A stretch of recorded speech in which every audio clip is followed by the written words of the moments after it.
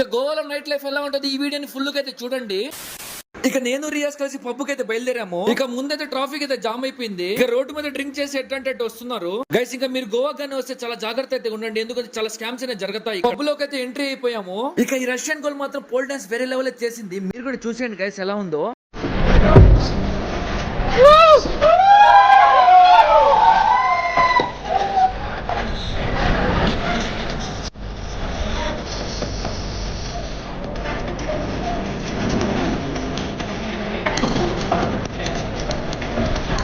ఇక pole dance ఎలా అనిపించింది కింద అయితే కామెంట్ చేయండి కన్ఫర్మ్ గా. ఇక నేను కూడా డాన్స్ అయితే చేశాను. ఇంకా రియాజ్ మాత్రం అసలు తగ్గదేలని చెప్పి డాన్స్ అయితే వేస్తున్నాడు.